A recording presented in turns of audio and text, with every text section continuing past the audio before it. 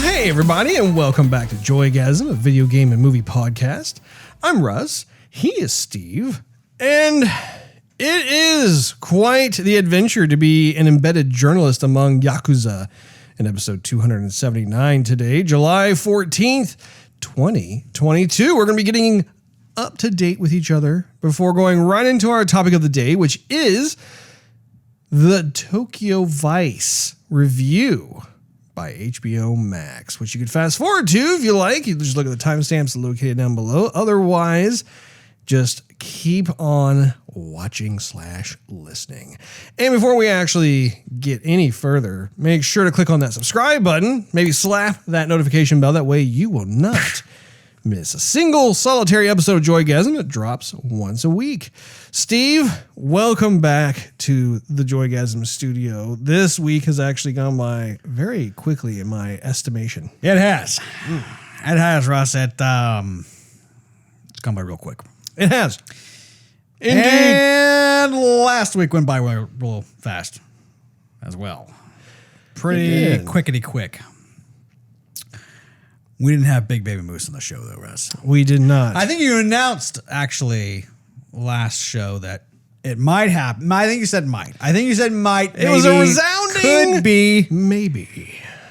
And then it wasn't to be. It was not meant to be, unfortunately. Now, what was fortunate was that he and his beautiful family came to visit for the first time at Mikasa, and it was fantastic. We got to play lots of video games, got to show them the area. Yeah. A lot of fun things. Watch Lord of the Rings, which a good show. I have not seen Lord of the Rings, especially the extended edition. My goodness.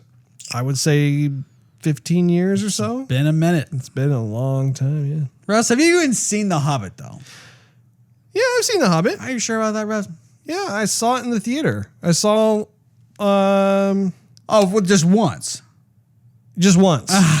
Now, did they do an extended edition of The Hobbit as well? So you haven't seen the whole thing.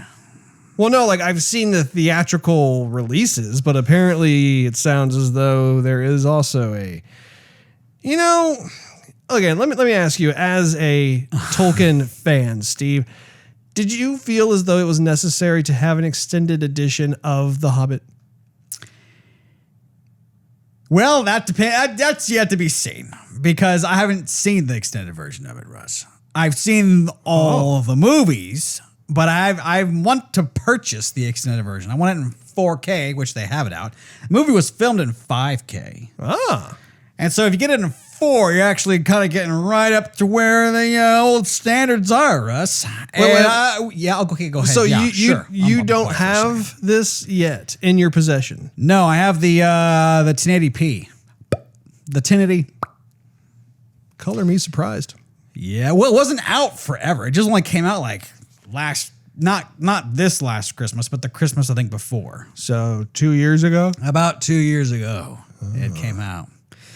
Well, for me personally, though, I have not been as much of a fan of the Hobbit trilogy as opposed to the Lord of the Rings. Lord of the Rings, one of the best trilogies of all time, hands down. The Hobbit, I felt like the movie studio execs got a little too involved and they unnecessarily extended out what normally is not that big of a book, comparatively speaking. It's not that big of a book, but there's a lot that happens in the book. Oh, sure. I mean, it would be a very quick and kind of chopped up story if they all put it into one movie. Oh.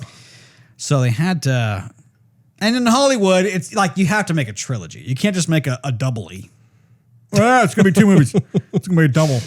Oh, a twofer. That's not going to happen, Russ. It's not going to happen. So they had to figure out how to make 3 movies instead of 2 per Hollywood standards. And so they had to put a little fluff in there. How do we separate that money from the viewer's pocket one more time? Yeah, but it's pretty good, Russ. Oh, I'm glad you like it, Steve. You got to come over and watch it. Well, I thought you said you don't have it. I know. But you still should come over and watch the whole movie. The whole movie, Russ. Like all 3 movies. You should just come over and watch it. for like a whole nonstop go through all three of them. Yeah. What is that, like 6 hours, or is it? Come on. Or is it maybe like 9 hours? Yeah, it's probably more than 6. Because I mean, isn't each movie like 3 hours or close to that? Pretty long. Yeah. No, I don't think it's as long as like the Lord of the Rings movies, but they're up there, Russ. I'd be happy to come over and check it out. It has been quite some time since I saw it in the movie theater. I was planning on like just cranking up the volume with you and Big Baby Moose. Circumstances didn't prove favorable when they were visiting, but it is still an enticing thought. Yes. Russ? It is indeed. I will take you up on that for sure. Yeah, you're just trying to tickle me. You know, I am a fan of the behind-the-scenes footage from The Hobbit, specifically the Benedict Cumberbatch performance of the dragon. I can't remember the name of the dragon off the top of my head, too. I'm sorry. Smaug. I was going to say Smoggle, but I knew that wasn't it. The terrible. Yes. Anyway, what else is going on with you, Steve? Well, as you already know, I did beat the Ring of Elden. Congratulations, good sir. And the ending was about what I thought it would be. Now, you know there are something like 6 endings. I know that, right? So I'm making my way through it again. Oh. But I'm not going to do everything that I did before, Russ. I mean, there's no point. Steve, I don't think you did everything the first time around either. Well, not everything, no. But like, there's no point in going through all the catacombs to find like a trinket all over again because I have all this stuff. I like trinkets. Yeah, but like more of the same trinket? I don't think so, Russ. 2 for 1. So not to mention, so I'm going through New Game Plus as the same character. I just like took all my gear, kept driving forward. As well you should. And I got some flack from some friends for not starting over into a new class. But you know what? I could see where their point is, but I'm not about to go through all the frustration again of dying repeatedly. I wish the game kept track of how many times you died. I do too. I wish that I was kind of secretly hoping that maybe after like the end credits, it'll come up and says you died 5,263 times or whatever. Give you some stats or something, right? And so, and not to mention, I don't want to do that. I don't want to go through farming all over again either, because that took a lot of time to like, okay, I gotta get stronger. I know I'm respecing my character, but I gotta get stronger. You know, I want to get back into it at the level I'm at, continue getting strong, work on some other attributes that I haven't built up, and then just lay a can of whoop ass on everybody who has given me trouble the first go around, Russ. And so far, I have. I don't think there's anything necessarily wrong with that approach. I do think, though, that you should at least, whether you wait until the end of this New Game Plus adventure or beforehand, I don't know. That's not Russ. But you should actually build a new class, because I think you're going to be doing yourself a disservice by not actually experiencing what some of these other classes are proficient in. But the thing is that I think the levels you go up to only are 99. So like if you're building on like strength, for example, you can't just be like 5,000. It's not going to work. You only get to like level 99 on that attribute, and then you have to focus on something else. Sure. So eventually you will learn all the attributes, and then you'll have everything at your beck and call, and you can do everything. Yeah, but I feel like that's kind of a cheap experience, because like you could do that if you wanted to, but I mean, first of all, it's going to take you forever to get up to that, because now that you've taken all your stuff from your previous game, I imagine that it doesn't reset the rune count of what you need to level, does it? No. So like you're probably needing something like 300,000 plus runes to level up. Yeah. Like that's going to get kind of old after a while, you know. You just pick your poison, right?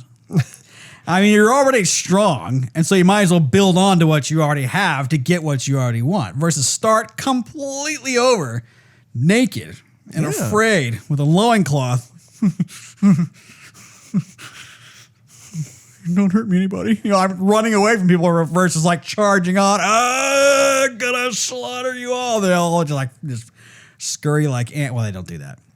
Well, but arguably though, you've been enjoying that for like the last 25% of the game, where like you were able to go, you could totally revisit like the entire map and basically lay waste to your heart's desire. But I've already discovered everything, like basically all the locations in the map. So when you start over New Game Plus, like all your saved spots are gone. Yeah. The map is still all revealed, but you still have to get to certain places and defeat different bosses and whatnot. Mm-hmm. And the enemies are stronger too. So I don't know about twice as strong. I'm thinking they're twice as strong. But they give you about twice the runes. And I think they would have to, because anyone starting New Game Plus and continuing where they left off, I mean, yeah, they're going to have to this huge count that they have to attain in order to level up. And how are you going to get that? I mean, I've defeated at least 3 bosses so far, and I haven't been able to level up once, right? So it's not a huge amount that they give you. But there's something to be said for both ways. You can start over, and it's going to be a haul, but the challenge will still be there. You're going to have a new class. You can respec, or you could just continue where you left off and build up other attributes. And I will say though, and I think you're talking cheap. So you get to a certain point where you're leveling up a certain attribute. Mm-hmm.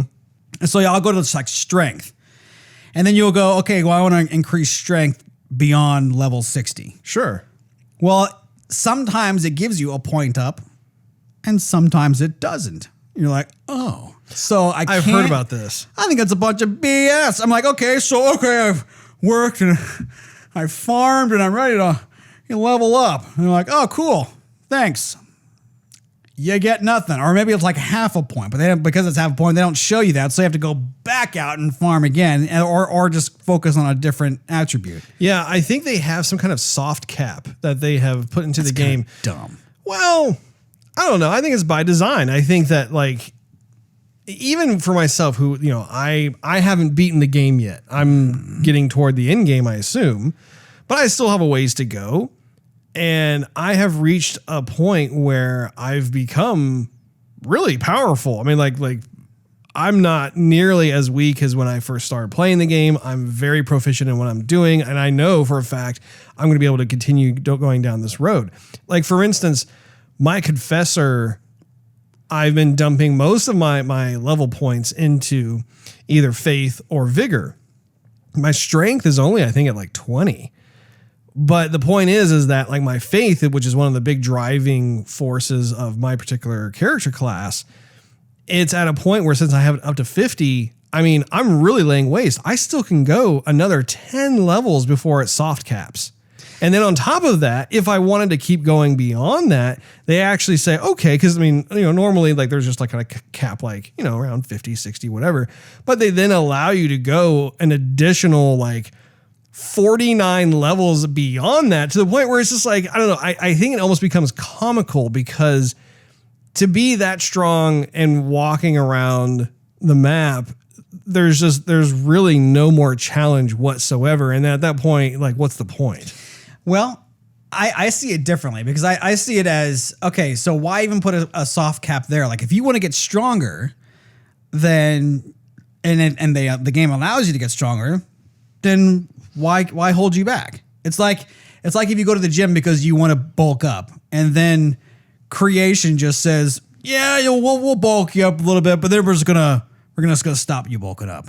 It's like, okay, well, wait a minute. Like, I'm lifting weights, I'm eating protein, like I'm watching I'm doing all the right things in creation.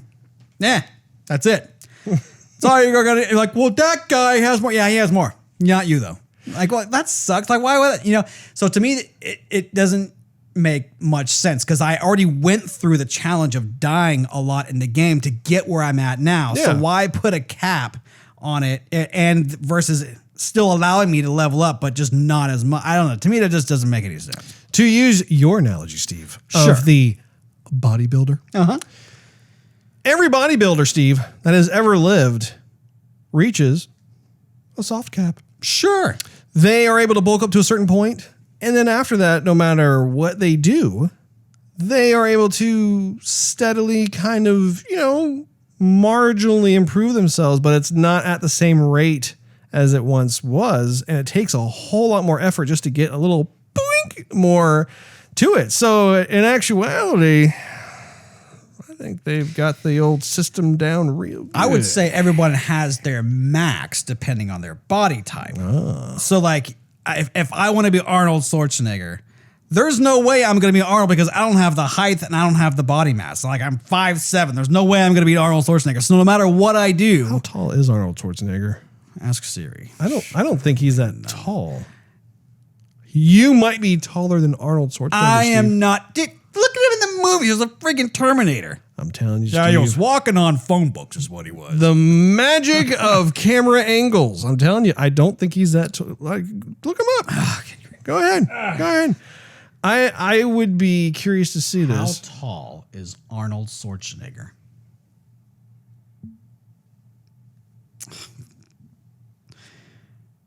He's 6'2". What? Siri said. Let me see it. I don't know about that. Should I Google it, Russ? Why don't you Google it, Steve? Google it. Siri might be a little drunk tonight. Siri was sipping a little too many Mai Tais. How tall? Because I remember reading something or watching an interview or something like that where I was shocked because I thought he was like super tall, and actually he's not that tall. He's not short either, but he's just not as tall as I thought he was. 6'2". Well, color me corrected. So yeah, if I want to be Arnold Schwarzenegger, there's no way I'm going to have the bone mass. There's no way I'm going to have the body type. And there's no way I'm going to have the height. I will never be Arnold Schwarzenegger, but my body does have a cap to where like I'm not going to be able to function at a certain point. Like my arms just going to be so big and be like, I can't even get my arm up to here because my muscle, like, you know. You got muscles that are like making your neck disappear. You're just like, But regardless if you do like calisthenics or you do just weightlifting or you do, what is that? What's that thing they do that's, I forgot what it's called. The guys like, they try and, I forgot what it's called. Anyway, no matter how hard you like, if you put the time in. I'm taking a shot in the dark over here. Man. No matter, so what you practice on, you will get the results. You put in the time, you put in the effort, Yeah. you get the results. Yeah. So that principle applied to the game is not quite accurate because you go, okay, well, yeah, we'll cap you off so that you could still put in the same amount of time. You can still put in the same amount of effort, but the results aren't going to be the same. Which to me just doesn't make any sense. Like they have enemies in there that can one-shot you easily. Yeah. And so like, okay, so why can't, if I put in the time and the effort and dying everywhere and leveling up, which takes days, if not weeks to get to, why can't I do that? That would give me enjoyment in the game. It sounds to me like you just want to be the master of the universe, Steve.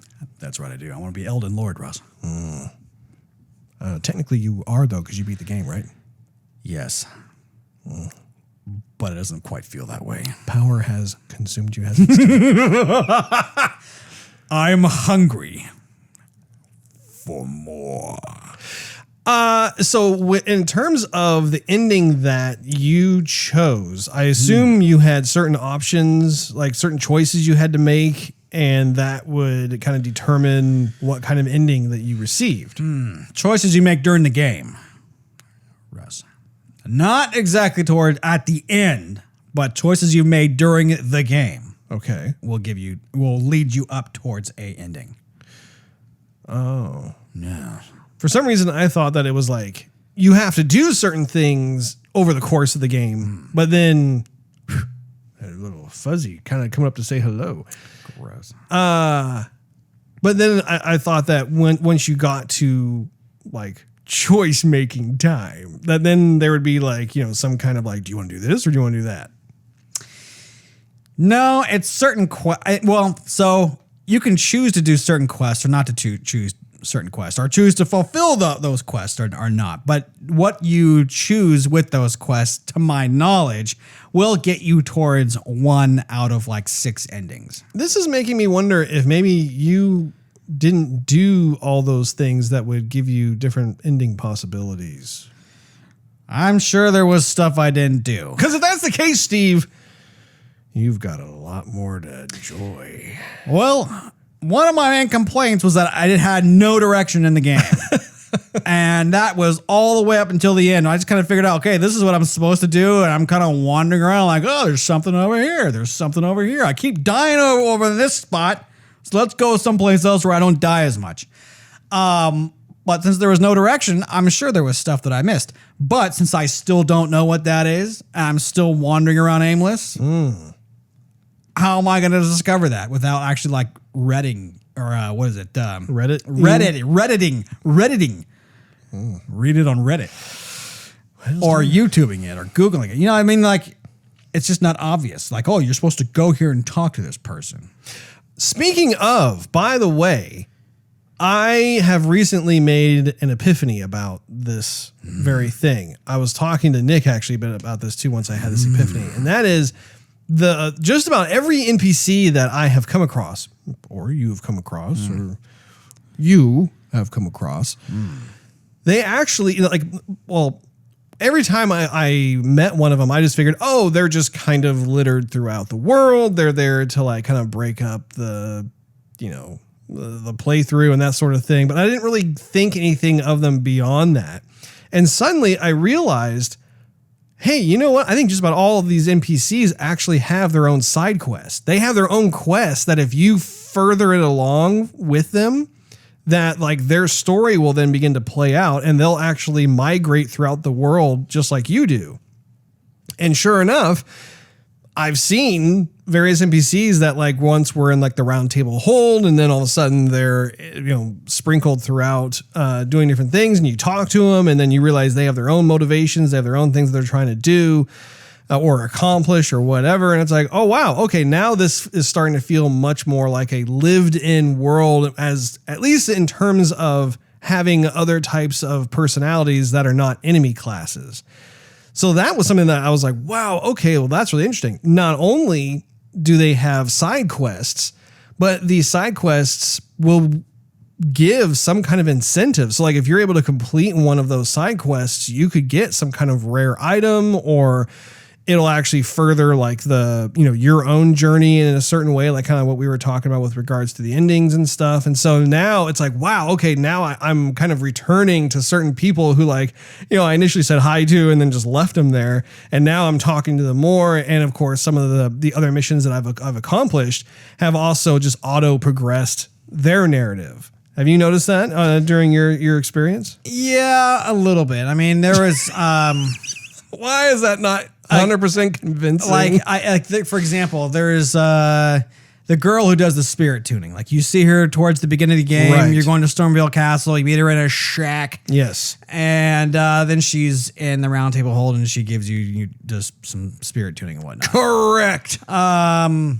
So, I mean, her quest will play out. You just basically talk to a bunch of people, and that's really about it.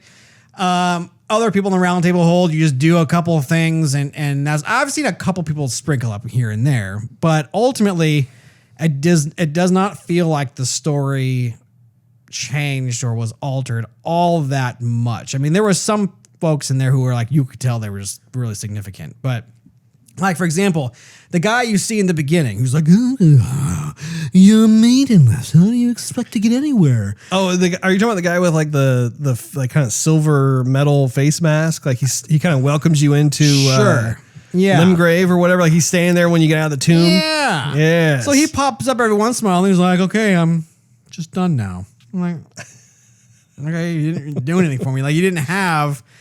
or like the girl in the beginning. Well, not towards the beginning, but towards the south when you're going towards the peninsula. Like hers ends relatively quick. It does. It does. Very tragic indeed. Anyhow, so there's some of them that do, and there's some of them that don't. Like for example, we were talking to Nick the other night. He was like, "Oh, I have to go talk to this one chick," and I began that quest. But I think because I had progressed so far else in the story that I had missed the rest of the quest. And he was like, oh yeah, she pops up here and there and everywhere. I'm like, she does? Where? Yeah. Because all I did was I go, okay, I've cured you. And she's like, okay, I'm going to go on my journey. See you later. And that was it. I know the scene you're talking about. Yeah. And so again, that goes back to like, yeah, they give you free reign on the game, but since I have no direction, like, oh, you missed this quest? Oh, you missed that quest? Oh, you're missing a lot. Like, I'm wandering around figuring everything out. Anyway. Yeah, I think it's more about the happenstance of being in an open world and stumbling upon these characters as you go about. And I think that's also, speaking to the replayability of the game itself, where, yeah, once you beat the game, you could start a new class and, another romp through, all of a sudden you bump into somebody who maybe you only saw once, or maybe you didn't see them at all. Like I know Nick also was talking one time about how there's this one particular individual that's in the swamp, and I can't remember his name off the top of my head, but I had seen that blonde haired woman who was from Volcano Manor. She's kind of stooped over. She was in the swamp. That was the first time I saw her. And she was like, oh, this person took my belongings. And I'm like, oh, that's weird. And so I was trying to find where this guy was. And Nick was talking about how he actually, at the time, he didn't really like pay any kind of heed to that, or actually maybe he didn't even, I don't think he even came across that blonde woman. He just kind of kept going forward and that sort of thing. And so he ended up missing out on the opportunity to activate that particular little engagement. Turns out this guy that's in the swamp sells like this shrimp or something that you can buy as many times as you want, and apparently it gives you like really good strength, like temporary physical strength or whatever, that you can pop before you get into a battle and can really help you out. So he wasn't able to actually go through that experience. He did find where the guy was, but he was too far along with, like, I don't know if it was Volcano Manor or something within the overarching story had transpired based on his play experience. And so that door was shut to him in terms of being able to like forge that relationship and like be able to buy the shrimp. And so he ended up killing him. He didn't at first. I will give a little more detail on that, about like this guy's personality is rather hard to deal with. He's kind of a difficult personality type, and Nick just lost patience with him and took him out. So there was a spot. I mean, I knew I was at the end of the game, and I'm like, and I knew I had to farm some more again to even like beat the last guy. Put on your blue overalls. And so anyway, I'm wandering around looking for foes to fell. And I make it to this one spot where it looks like there's a big statue of a woman, and she's just kind of leaning on like the rubble of the church, but she's like large, like the size of a statue. Yeah. And it says a name there, and I'm like, this looks really significant. Like I should know something. And so since I'm at the end of the game, I'm like, I can't, everything's done that's going to allow me to do right now. The story's altered. It's done. Yeah. So I looked it up, and it's like, okay, yeah, if you found this person, I think in Limgrave, like she has a quest, she goes with you, kind of like this other the chick who gives you Torrent, and she eventually becomes a summon that you can, or like an ash of war, something that you can use, and she'll help you fight. Are you talking about the archer? I think she is an archer.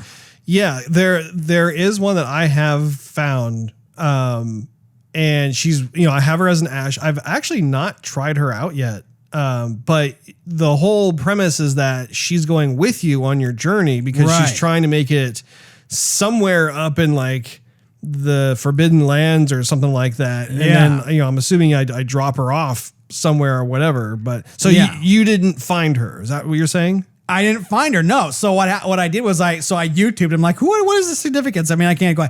So it says, oh, you got to find her in this one spot. So I go, oh, I'm going to go back and see if I can do it. And I go back, and it's like, okay, here's the Ash of War. Like, she's gone. She's not even there anymore. Oh, wow. So I'm like, well, at least I got something for it. But yeah, she's not present. Well, that's weird because, okay, so to give you some I don't know if you care if I say this or not, but Sure, Russ. essentially, like you will see her at that location, and then what she does is she turns herself into an ash of war so that you could take her with you. But the idea being it's not just like she's going to be with you from now on. It's like she wants you to take her to this like location up north or whatever. And so I haven't gotten to that location yet, but I assume that once that happens, then maybe she'll rematerialize and thank me and be on her way or whatever. But anyway, it's all I'm really aware of with that one in particular. But there are a number of NPCs in there that like right now, after I had that epiphany, I have like 4 or 5 of them that I'm like continuing down the quest. I'm like, there's all kinds of things that are going on. Like even that woman that always is giving out free hugs at the round table hold. Yeah, the deathbed chick. That is, I don't know if you got farther in that or not. That is messed up. Like that whole thing too. I'm just like, my goodness, like this land is awful. Yeah. There's like I always kind of viewed her as like kind of one of the very few NPCs within the world of Elden Ring where it's like, hey, if you're feeling downtrodden and you're just getting destroyed left and right, come over here, have a hug. Yeah. And then you progress that storyline, and all of a sudden you're like, oh no, don't touch me. Yeah. Yeah, Russ, I've come to some conclusions. I'd talk to you about it if you were done with the game, but we got to hold off on that. But we do. Hopefully it won't be too much longer before I'm able to beat the game, Steve. But I've still got a ways to go. Were you satisfied with the ending that you got? No. Well, I mean, basically not. I mean, are you ever satisfied, Steve? Yes. Oh, I am. But in talking with other people like that, I apparently got the good ending. Oh. So I don't know if good just means that I did the right thing or good means like what you saw is as best as it's going to get. I'm like, man. So we shall see. Well, that is quite interesting too, because, if that is anything to go off of, I mean, it sounds like, well, and again, I don't know what all the endings entail, but like if you got the good ending, does that mean all the rest of them are just bad endings, or are they just serving certain types of interests and purposes? Yeah. Don't know, Russ. That's all right, Steve. We'll find out soon enough.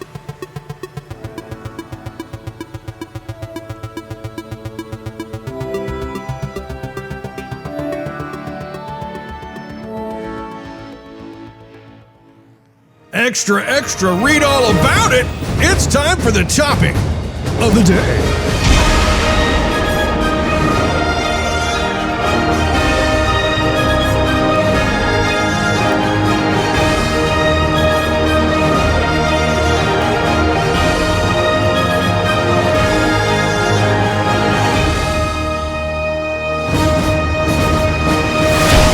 Our topic of the day is the Tokyo Vice TV series put on by, we believe, HBO Max, if we're not mistaken. It is HBO Max. It is HBO Max. This particular TV show came out earlier this year. Yes. And it was in my opinion, I thought it was a very entertaining show, a very different show, very unique show. I don't think it had a terrible amount of press and marketing and stuff. It was kind of one of those shows that it had a little bit of marketing buzz around it, and then they released it. And I've got to say, after watching season 1, I'm really hoping that they're going to have a season 2. What do you think, Steve? Well, Russ, they are going to have a season 2, Russ. It was greenlit in June last month. So you're in luck there. Well, that makes me happy. That makes me very happy. Very cool. But I think it was just because there wasn't it wasn't a blockbuster kind of show. Not a lot of explosions, not a lot of politics, it's Japanese politics. But anyway, not a lot of what people are watching nowadays. This is very different. And sorry. In my opinion, it's a very good different. But I don't know why it didn't get a whole lot of press. But I got something in my teeth. No, I thought all the actors just did a great job. I mean, everybody on screen did fantastic. I really enjoyed it. Excellent. Indeed. I was going to say that the show kind of reminded me a little bit of Game of Thrones in the sense that you have these different Yakuza clans that are all vying for power. They all are very much intertwined with each other. It's like they're all networked, but at the same time have their own interests and motives and that sort of thing. So that was kind of one of the, it wasn't like 100% Game of Thrones, but I started to really kind of make a comparison toward the end of the first season there. Ken Watanabe is always a pleasure to watch. The man. Yes. He was great as the detective in the show. And, a lot of the newcomers, so to speak, within this show that I just didn't recognize who they were, but I found myself just believing in the story that much more simply because they were they just weren't recognizable to me from previous TV shows or movies that I've watched. And that was great because I totally bought in to their performances as these different folks. And on top of that, too, what I think is nice is that they have actually based this show off of a real story that took place where we had an American that was very interested in Japanese culture, the country of Japan, and he wanted to go over there and try and get a job, which he did. Apparently, he was like the very first foreigner to actually get a job at this very distinguished newspaper company that exists over there. Apparently this newspaper company is like the Japanese New York Times. Yeah. Or bigger. Yeah, It's like the newspaper a lot of people read. Almost everybody reads in Japan. Yeah, it's like the cream of the crop. Yeah. Yeah. Yeah, absolutely. And, I haven't done enough research in terms of, okay, so what parts of the show are very 100% accurate to what really transpired during that time versus, okay, how much creative license did the show creators take? So that kind of remains to be seen for myself. But I think what is more or less accurate is that this took place, I want to say in the 90s. Yes. And it was just really fascinating to be able to see this person really just embrace the Japanese culture, the Japanese way of life. He learned how to speak the language fluently. He learned how to write the language fluently. He really enjoyed going to the local karate class, be able to enjoy the Japanese cuisine, eating sushi and whatnot. It was just, he just really loves the entire culture. Talk about embracing the culture too. He doesn't go there and live. He was reading the Magna or I don't even know if I'm saying it right, but manga. He ate Japanese. He didn't necessarily dress Japanese, but I mean, he talked Japanese. He walked on the streets like he wasn't driving any cars. He was either riding a bicycle. Yeah. Mannerisms were very Japanese. Yeah. Customs and whatnot. Yeah, for sure. Yeah, no, it was really refreshing. Another aspect of the show that I thought was unique was how much the show was actually spoken in Japanese. I mean, I want to say, if I had to guess, 60% at least, maybe 70% of the show was in Japanese, and then the remaining, 30 to 40% of the show was English. But that was super cool. I really liked having the subtitles down below. Again, it just helped to immerse me as a viewer into the country of Japan and just everything that they contain and offer as an experience. So that was super cool. I'm also wondering though if that's why it wasn't as popular as it was, because you see the trailer, and of course the trailer is a collection of scenes from the show, but it's all in Japanese. And so it almost seems like you're going to watch a foreign film or a foreign show in a way. And you're not. I mean, you are, but you're not. It's like it's made with the help of Japanese, TV stations, but made, through HBO. But when I saw it for the first time, or that trailer, I thought, am I going to be watching the whole thing in Japanese? Like, am I going to be watching a movie and just constantly reading text down here when I should just be watching it, straight? Pretty soon, like we'll both be speaking fluent Japanese by the end of the season. Like, yeah. You're like, oh, thanks. Anyway, so that's what I thought in the very beginning, and then. I mean, just like playing, a game when there's subtitled, text. Sure. And it just immerses you. I loved when they were speaking Japanese.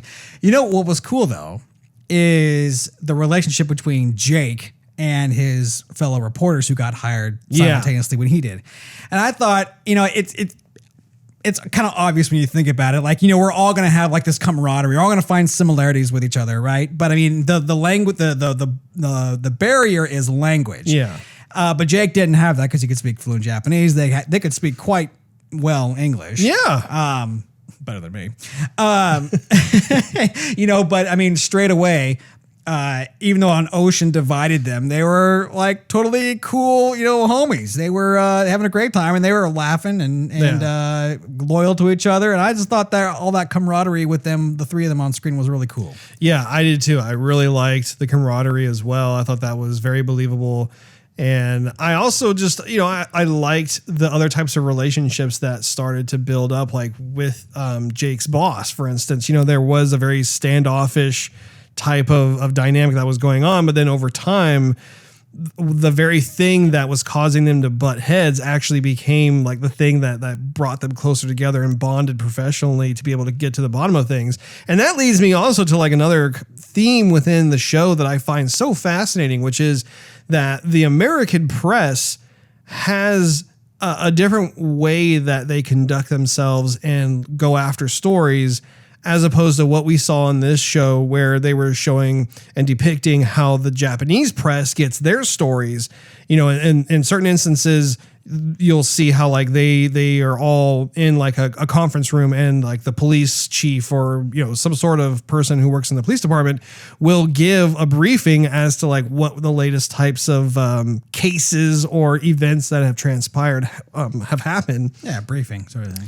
Yeah. But what's interesting though is that like there was no one who really questioned what was being told to them. They were literally just taking down notes, and then they were going to take those notes and print them in the newspaper, which is very different than how in the Western world we are very used to and accustomed to seeing journalists ask all kinds of questions. And so I thought that was really neat to watch how the character Jake was kind of struggling with that a bit, where there were multiple instances of him almost losing his job because he's kind of relying more on like his upbringing as a Western journalist. And at the same time, that benefits kind of the main kind of story that he's pursuing, right? Well, true. But I think it's also, so in the culture, like you pretty much don't ask questions. Yeah. Don't ask questions to people of authority. It's disrespectful. But he's the press, and he's under the impression, which that's his job, to let the public know of what the truth is. Right. And so he has to get the truth by asking questions. But you don't ask the police chief questions. He tells you whatever he wants to tell you. But it's also like the press and the police working with the Yakuza to keep the peace. Mm-hmm. So like they have underlying stuff that happens. Okay, like we'll fight among factions and not hurt a lot of innocent people in the crossfire. And we'll leave the police out of it. We'll respect you, maybe toss you some cash. And the same thing with the press. Like, okay, you can control the press, and the press won't ask questions. So everybody will toss them a small story every once in a while, and everybody's happy. And then meanwhile, wherever Jake goes, he's looking for a story. He has no family or friends out there. And so he's looking for all the time, searching for truth, trying to develop other relationships and or sources. And he's just looking at a, dead body here, bribery here, corruption there. And he's just getting stop signs all over the place. Like, you can't say that. You can't say that. You can't show. He's like, why can't I? This is like, if I'm over there and back home, this would be all over the place. Right. And you telling me I can't talk about why? What's my job here if I can't talk about it? I think they were like, okay, write about this person who's stealing women's underwear, something like that. He's like, I forgot about that. That was so funny. Yeah. Yeah, it was just a neat look at just the differences between the two. And I don't really know if that's still the case today or not. I have no idea. But I did also find it really fascinating, like what you alluded to with regards to the relationship between the police department and Yakuza, where, again, I don't know how accurate this is in terms of real life versus what they did just for cinematic purposes, but it was really fascinating to like see the interesting relationship that Ken Watanabe's character had as a detective, where it's like he knew the heads of these Yakuza clans, and the interactions were really interesting to watch, because his whole stance was he wants to keep the peace, that he doesn't want to see blood in the streets and that sort of thing, and because then he'll have to get involved, and he doesn't want to get involved. Like there's kind of like he would rather just kind of have more of a passive type of role, but if he's forced to go in, then he'll have to do so, and he won't look forward to that. And it's almost like the Yakuza bosses are also like, they know who he is, but there's, I don't know, like I think one of the things I'm thinking about is how it's so different. Like if you were to have, say, crime bosses in America, and you have the police talking to them, I feel like the discourse would be way different, where like there would be a whole lot more like disrespect going on. There would be way more kind of gruff coercion or whatever. You didn't really see that at least in this first season. It was very much like, there was a respect that was kind of reciprocated back and forth, like an uneasy respect. But it was interesting how it was like the detective knew all the players. He knew kind of, or was familiar with like all their dark, deep secrets and that sort of thing. But yet they knew like who he was and like where he lived and everything else. And so it was like this weird thing where it's like, let's just keep the peace. Let's keep things as they are, because we don't want things to get complicated and out of hand. Yeah, I think it was more so, I mean, he had the confidence just to walk up and look the lion in the face. Yeah. And say, if you put your paws on me, you're going to have the entire police force come shut you down. And we're taking a lot of you with us. Yeah. You have guns and swords. We have guns and bigger guns. And there's more of us than there are of you. Yeah. And yes, I'm one player. And if you take me out, then I'm out. But then like your whole operation's down too. Yeah. And you know it and I know it. And so because he had like the stones or the plums or whatever you want to call it, the balls to go look the lion in the eye. Nice bluish hue. Dancing off the sunlight. Real nice. What in the world did you get that? Oh, gosh. Broadsided. I don't even know like where I that. was going. Bite into him. Let the juices fall down. Oh, the my chin. gosh. I am at a loss for words. So I think that was respectful, because I mean, if you're like the guy in the club, like, okay, you got a group of dudes, the guy in the club, the random person I'm talking about, you know who that is? Yeah. It was Jake's friend from college that somehow they found each other in freaking Tokyo, and they went out. Which happens. I mean, like, sure, there are people who all of a sudden you'll bump into somebody you'll know. And you're like, what are the odds of that? Yeah. But then like, they got into this little scuffle, and they didn't have, of course, anything to defend themselves, and rarely does anybody ever have carrying stuff that they're going to defend themselves, but the Yakuza does, of course. And so they could do nothing to defend themselves, and so is the regular populace, right? So everybody fears the Yakuza because there's always going to be packing. Mm-hmm. They know how to fight. They're going to be carrying knives, swords, guns, whatever, and the innocent public's carrying nothing. Yeah. So there's always that fear. But Watanabe, did I say his name right? Mm-hmm. Yes. Of course, he's packing, and he's got the police department. Yeah, and actually that particular sequence that you're talking about was one of my favorite moments in the entire show, because, again, it shows a bit of a difference in culture where, if you recall, his friend didn't know that those guys were Yakuza. They, as far as he knew, like these were just random people who were like trying to like take the girl that Jake was enjoying having drinks with. And so, as a friend does, he stands up for his buddy. Sure. But what I thought was really cool was how it gets to the point where like, the Yakuza thugs grab his friend, they hold a knife up to like his face. And what Jake repeatedly tells them in Japanese is, he doesn't know. Yeah, he doesn't know. Right. He apologizes. He just doesn't know, which I thought was an interesting choice of words. And again, I'm comparing it to like, okay, if that same scenario were to play out in America, the thugs would care less. Like they would just rough the guy up. They would hurt him, maybe even kill him. You never know.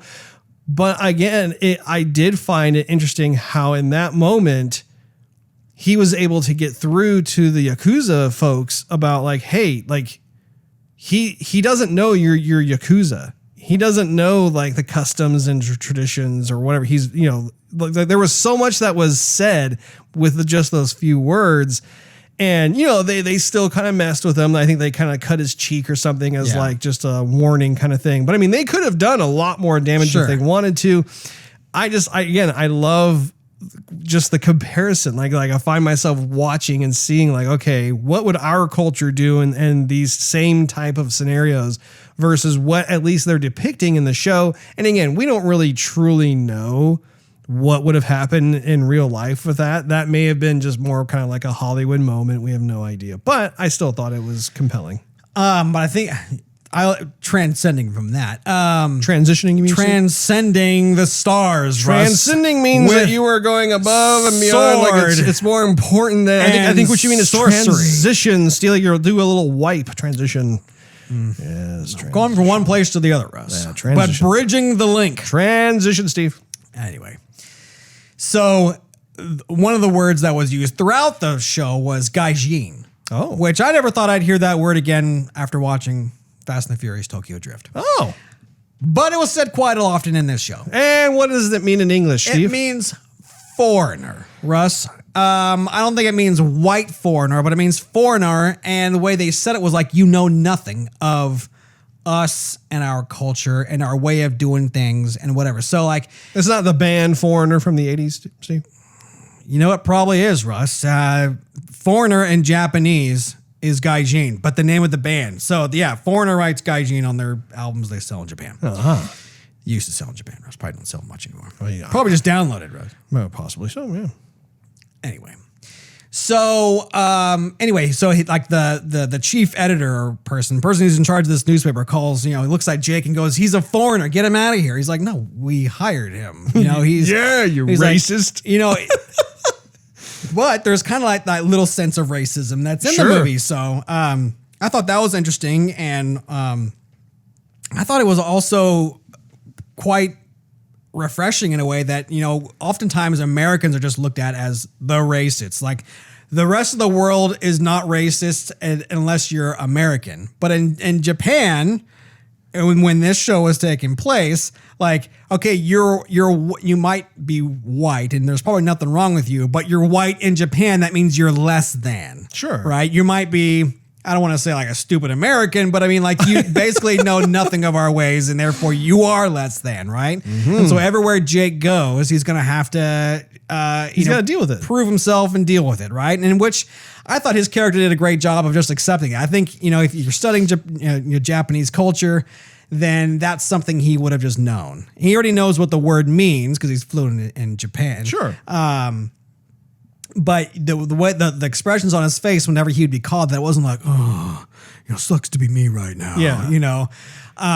It's just a foregone conclusion that he understands, and he doesn't let it get to him. He just rolls with the punches and that sort of thing. And without going too far down a rabbit hole, I mean, that is kind of the ironic thing about racism itself is that racism is colorblind. It's not exclusive to just one culture of people. Right. Unfortunately, it exists everywhere. Right. So I mean, you just gotta deal with it and hopefully deal with it. Yeah. Hopefully love and kindness trumps all. So anyhow, so Jake would meet up with, I think her name was Sam or Samantha, Sammy. Samantha. Like Samantha. And so she said it too, like, okay, you had to be called a gaijin too. You have to deal with it. Sure. People were calling her a gaijin. And she had to prove herself. She was running from something just like Jake was running from something. She got stardom at this club. But again, fast forwarding to Jake's friend at the club, gaijin means, okay, foreigner, but it makes sense that he doesn't know anything because he's not one of us. Yeah. Right. So that's all he really had to say because he's been dealing with it throughout the entire show is that, I'm proving that me, Jake, whatever his last name was, it Sullivan or Sullivan. Yeah. I don't know what it was. Michigan or Wisconsin, whatever he's from, Jake. It's Jake Adelstein. Adelstein. Yeah. Anyway, so all you had to do was basically tell them what they already knew and were calling him anyway. And it made perfect sense. Yeah. Yeah. Yeah. Yep. What else about the show, Steve? Well, I kind of thought that we went back in history quite a bit with how men treated women in a way because they definitely have their roles. Yes. At least in the 90s in Japan. So you have the editor. What was her name? Russ? What was her name? Editor? The editor? Who? At the paper. The one, Jake's boss. Oh, I don't recall. Like direct supervisor. Yeah, I don't recall her name. I'll look it offhand, up. but Just go ahead and look it anyway. up. What are you getting So at? anyway, What are so you like, getting at, Steve? for example, so, she's always trying to like rise above all the men that work at the newspaper. And then when there was a company party, like she's the one pouring drinks, not like youngerlings or whatever. Youngerlings? Or like, when she goes out to talk with a source, like she's the one who like, oh, you're a woman, you don't know anything. And they're all kind of flirting on her, squeezing on her leg and stuff. So she has to deal with that junk. Yeah, misogyny. That nonsense. Like a lot of women in the show were like just stay-at-home moms or you homemakers or whatever you call them. A lot of the men are in the workforce and make the decisions, and that's how it is. Yeah, you do see quite a bit of that in the show, and like some of the examples that you just gave. I remember watching that and just kind of wincing, like, oh man, that's not cool. Or like, who was the one of the sick Yakuza? He was one of the bosses. He's one of the bosses. And so he has this, I don't know if it was wife. I think it was wife, but I think I think she was a mistress. Like his main side piece. You saw his wife from time to time, but then there were moments where his girlfriend, his mistress or whatever, who we saw a lot more of because like Jake was trying to ask her questions and that sort of thing. Yeah. Like, I mean, and she was in a very abusive relationship. Man, that was this is terrible. Like she's a prisoner in like this, like, supposedly, I don't know, social elite relationship. My goodness. Like she's just there to satisfy a purpose. Yeah. I do think it's also worth noting that Sato, who was a member of Yakuza, he had a crush on Samantha. Right. He got to know Jake. He was also one of my favorite parts of the entire show. I really bought into like his character. There was a lot of acting on his face that I appreciated. And, every kind of scenario that he found himself in, it was like you could tell he was just going farther and farther down this hole of Yakuza. And, you could tell that he's a good guy, that he just, maybe he made some wrong decisions or he was desperate or who knows. I mean, you could tell even with his family, like the relationship is on the rocks, and that's putting it lightly. I mean, his mom wants nothing to do with him. Or there was a hospital scene. And so there's a lot of conflict. And I feel like the show does a really good job of examining like each character's own brand of conflict. So it doesn't matter if, it's the Yakuza boss that has some sort of terminally ill condition. Terminally ill. What did I say? Termy. Did I say termy? Yeah. Like when the termites are biting through you.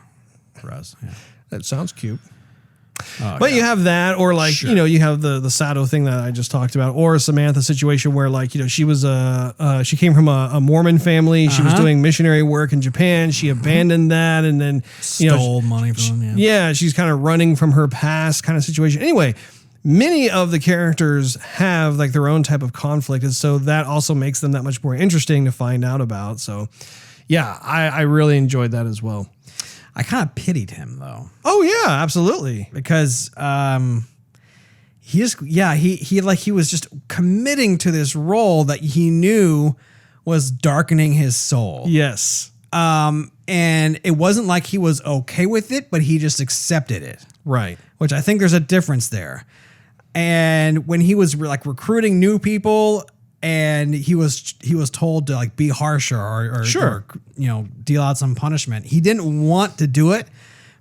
But because that was his role, he went overboard with it, like too much. Sometimes. In a way. Sometimes.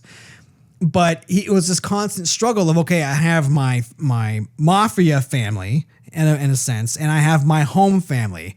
And so my mafia family, I always have to like be the man or man up or just be tough. Just be tough and reluctant to pain and, constantly prove myself, be a bodyguard. And, Reluctant to pain? Reluctant to, yeah. I mean, like he was going to have to just go. I'm reluctant to pain. No, for example, like he was going to cut off his finger, right? And so he wasn't going to go whine and, piss and moan about it. He was like, okay, I'm just going to go do it. Oh, I mean, he was terrified. Like, I mean, his face looked white as a sheet. Like, it wasn't like he's like, yeah, let's do this. Like, I mean, he was like dreading it. And luckily, of course, he didn't have to actually go through it. He was dreading, but like, for example, the guy who he had to recruit messed up. And so the guy was like, oh, I have to cut off my finger. He's like, cutting this, Yeah. That was terrible. It was terrible. That looked like it hurt, Russ. Well, overall, I highly recommend this show. I think you probably do too. I think that it's been like the sleeper hit of a show on HBO Max. It's a very original, fresh, engaging, immersive show. I mean, I remember like when I got to the final episode and I was sad because I wanted to see it keep going. And especially at the time, I didn't know if they were going to pick up like, say, a second season or if they were just going to kind of keep it there because there is a cliffhanger that I won't spoil on the show, but like there's many cliffhangers. Yeah. There's actually multiple cliffhangers that, you're just like, well, what's going to happen next? So if you haven't checked it out, definitely do. And according to Steve's snooping around, apparently a season 2 has been greenlit. So I think I speak for the two of us when I say we're both very excited for that to come out. We'll be checking it out. So we will. That wraps up this episode of Joygasm. Thank you so much for hanging out with us. If you enjoyed this episode, we invite you to check out patreon.com/Joygasm, where you can enjoy exclusive perks and early access to the show. Not to mention, it financially helps us continuing doing said show. Also, make sure you click on that subscribe button as well as that notification bell. That way you will not miss a single episode of Joygasm. It drops once a week every week. And while you are at it, do a search for @JoygasmTV on your favorite social media platform of choice. We're on all of them. You'll be able to enjoy some extra little behind the scenes goodies and whatnot. And last but not least, you can do a search for Joygasm TV on Twitch to see us stream our video game adventures live every Wednesday night at 9:30 p.m. Central Time. We will look forward to hanging out with all of you once again next week.